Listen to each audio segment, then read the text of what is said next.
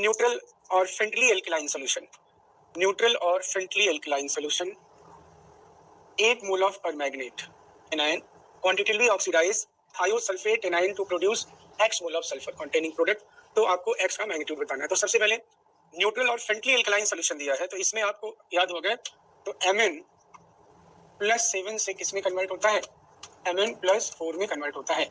यानी इसमें कितने इलेक्ट्रॉन का चेंज होता है बोलो, 3 इलेक्ट्रॉन का चेंज होता है, 3 इलेक्ट्रॉन का चेंज होता है। ठीक है, अब कह रहे हैं कि आपको कितना किसको ऑक्सीडाइज कर रहे हैं, थायोसल्फेट को। तो ठीक है, आप इसका इक्वेशन लिख लीजिए, MnO4 माइनस प्लस थायोसल्फेट और ये क्या प्रोड्यूस कर रहा है, सल्फेट और प्लस MnO2। अब इसमें मोल्स दे रखा है, कितने मोल बोलो, 8 मोल दे रखा है। ठीक है, अब आप इसे चार्ज बैलेंस अगर आप करोगे तो देखो 8 मोल Mn से आपको इसमें कितना इलेक्ट्रॉन चेंज हो रहा है, ऑक्सीडेशन स्टेट में चेंज, या कितना इलेक्ट्रॉन एक्सेप्ट कर रहा है, Mn+7 में है, +7 से +4 3 का चेंज हुआ, तो टोटल इलेक्ट्रॉन लॉस मतलब sorry electron gain by 8 mole Mn+7, ये कितना है भाई, 8 × 3 दैट इज 24 मोल। कितना हो गया, 24। अगर मैं अब थायोसल्फेट की बात करूं तो थायोसल्फेट में कैसा चेंज हो रहा है, देखो आप थायोसल्फेट में हो रहा है, यहाँ पे सल्फर किस स्टेट में है, +2 में, यहाँ पे सल्फर किस स्टेट में है बोलो, +6 में। एवरेज ऑक्सीडेशन स्टेट सल्फर का क्या बोलो, +2 है, यहाँ पे ध्यान रहे।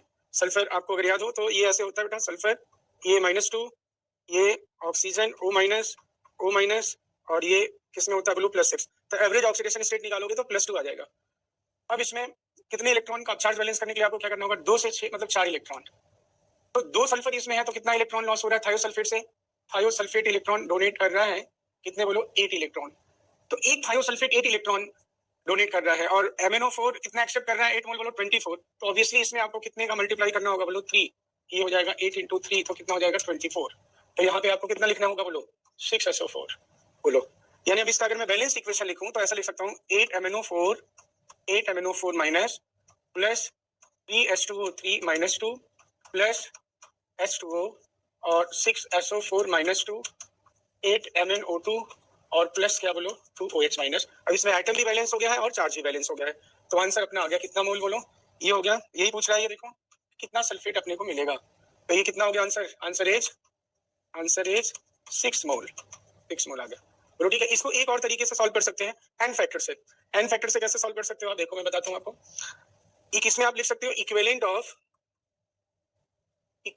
Of MnO4 minus equals to equivalent of SO4 -2। तो अब इसमें क्या करना है आपने, इक्विवेलेंट ऑफ MnO4 में कैसे कैलकुलेट करोगे, तो n फैक्टर और MnO4 minus into moles of क्या बोलो, moles of MnO4 minus equals to n factor और SO4 -2 into moles of SO4 -2। अब देखो यहाँ पे n फैक्टर आपको मैं बता दूं, n फैक्टर इसका अपने को पता है, कितना n फैक्टर है बोलो, 3 है, और इसका n फैक्टर आपको सल्फेट का निकालना है। तो सल्फेट का n फैक्टर क्या होगा, यहाँ पे मैं बता दे रहा हूँ, देखो इधर अलग से सल्फेट का क्या हो रहा है, H2O3 -2 से किसमें कन्वर्ट हो रहा है बोलो, SO4 -2। तो ये चेंज कितने का हो रहा है इलेक्ट्रॉन का बोलो, ये +2 से किसमें कन्वर्ट हो रहा है बोलो, +6। मतलब एक सल्फर में कितने का चेंज हो रहा है बोलो, +4 का, तो 2 में कितने का हो गया बोलो, 8 का चेंज हो गया। ठीक है, तो 8 इलेक्ट्रॉन हो गया। अब आप n फैक्टर कैसे कैलकुलेट करते हो बोलो, नंबर ऑफ इलेक्ट्रॉन लॉस और गेन बाय पर mole of atom divided by stoichiometric number.